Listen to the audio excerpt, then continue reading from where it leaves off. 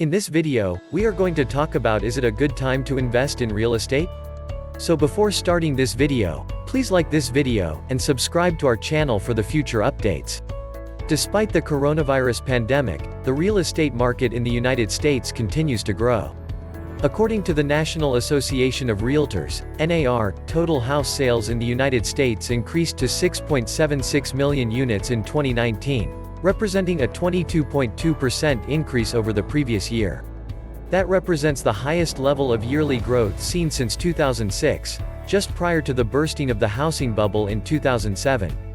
Meanwhile, as of December 2020, property prices have increased by 12.9% compared to the same month the previous year. The reason for this is partly related to fundamental economics. The total home inventory has decreased as demand has outpaced supply. On December 31, 2020, there were fewer properties available for purchase than there were at the same time the previous year. The value of investment properties has also increased in recent years. Even distressed homes that are being sold at prices that make sense for the two most popular investing strategies, purchase, rehab, and flip, and buy, hold, and rent, are becoming increasingly difficult to come by, especially in urban areas. Number 1. What are the current market conditions? Housing is witnessing a seller's market in most, if not all, of the United States, which began in late 2019, heated up around the time COVID-19 struck the country, and is expected to continue into 2021. In this seller's market, there are more buyers than sellers putting their homes on the market. Buyers are looking to make a move and take advantage of low mortgage interest rates. Since the beginning of the year, I've noticed an even wider disparity between available properties and willing buyers in my work as a realtor in Maryland. New listings are frequently going under contract within a few days and for more than the asking price. Sellers should expect to get 14 to 17 qualified buy offers within 3 days. The sellers are inundated with showings. They've resorted to listing with a tight deadline for offers. Then they simply have to go over all of the options and choose one.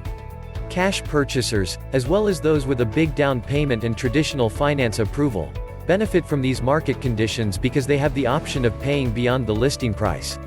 Unfortunately, purchasers who can only afford a 5% down payment are unable to purchase a home.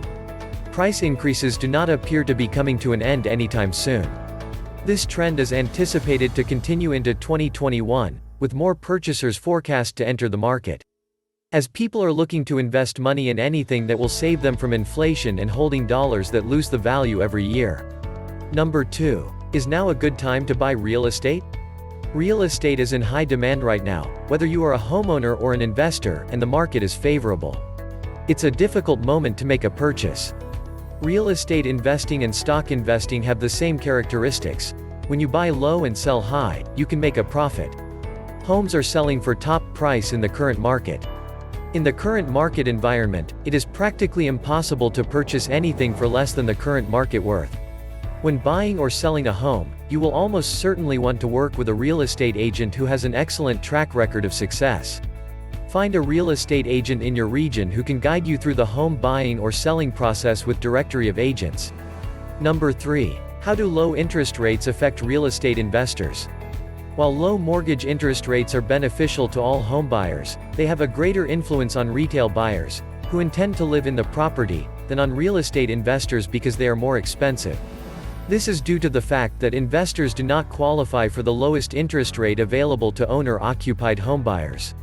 Lenders consider investment properties to be riskier, and as a result, you will normally pay a higher interest rate, about 1.5 to 3% more, if you are a real estate investor. Interest rates, on the other hand, are still lower than they have been in decades for both retail and institutional buyers. As a result, there has been an increase in demand, which has resulted in an increase in the price of investment homes. Most investment homes in my neighborhood are substantially more expensive today than they were 5 years ago, when I first began purchasing rental properties. And the majority of that increase in price has occurred in the previous 12 months. Seasoned investors understand that it is critical to precisely estimate your maximum allowable offer, MAO, or acquisition price in order to avoid overpaying for an asset while purchasing it. While I am a firm believer that there are deals to be found in any market, it is becoming increasingly difficult to discover investment homes where the numbers add up in a profitable manner. When rehabilitating a property as an investor, it's important to remember that the cost of materials has soared since COVID-19 hit the United States and disrupted the manufacturing and transportation of basic building supplies. For real estate investors, this is a double whammy. It increases the cost of acquiring homes while also increasing the expense of rehabbing them. Number 4. Are homes really more affordable today? It is dependent on the situation. In the United States, real estate is extremely localized, with prices in some sections of the country being far more inexpensive than in others. Most communities, however, are seeing increases in home prices, making them more expensive for the average buyer. This necessitates a greater initial down payment. Additionally, it delays prospective purchase dates, allowing purchasers to save more savings before entering the house market. Having said that, low interest rates reduce the monthly mortgage payment on any loan, regardless of its size. In the case of a $250,000 loan at 3% interest and the identical loan at 8% interest, the difference in monthly payments is roughly $780. This equates to approximately $10,000 in savings every year. It is now more inexpensive than ever to acquire a home, as evidenced by the fact that loan rates have fallen to record lows. Number 5. Should you be careful buying real estate? I believe it is prudent for investors to exercise extreme caution at this time.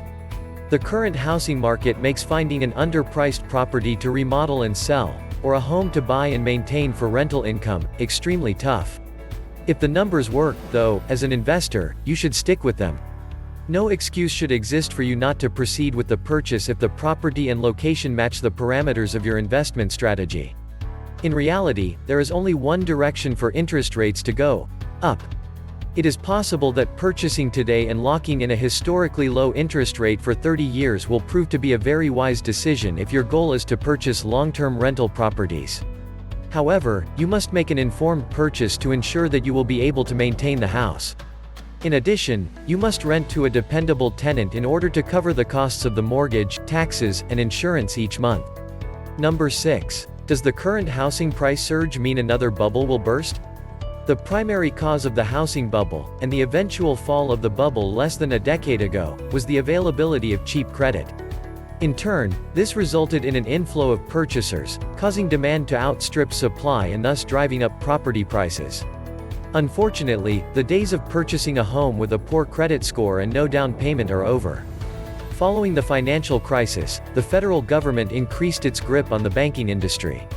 The precise conditions that led to the previous housing bubble do not exist in the present day. Despite this, there are additional reasons contributing to the increase in property prices, including low loan rates and a scarcity of available inventory. Another housing bubble could be on the horizon as a result of the current momentum. Only time will tell if this is true. Number 7. Should you consider a passive investment in real estate? Purchasing a home is not the same as spending $5,000 on shares of a specific stock that you can simply sell in a few months if you feel you made the wrong decision. Real estate is an investment that should be made over a long period of time. There's a lot more money at stake, transaction costs are considerable, and selling quickly is usually not an option. While the returns on active investing can be significantly higher, success requires time, experience, financing, and motivation. Investing in real estate with a passive strategy is a realistic method to get started. Before you take an active position, there's a lot you need to know and comprehend. Making informed decisions necessitates thorough research. You don't know what you don't know unless you have a foundation of experience. REITs, such as Streitwise, are a low-cost option to diversify your holdings into real estate. Simply conduct your research to understand about the investments you're making as well as the money manager's backgrounds and experience. Another method to invest in real estate without having to own it is to use a platform like Fundrise or Roofstock to crowdfund. There are a variety of crowdfunding venues to choose from, each with its own strategy. Just make sure you grasp the conditions, dangers, and rewards before diving in. Looking at customer reviews to see what other investors have to say about each platform is always a good idea. What do you think of our video? Let me know in the comment section below. If you enjoy this video and want to hear from me again, be sure to hit that subscribe button before you go. Thanks for watching, see you next time.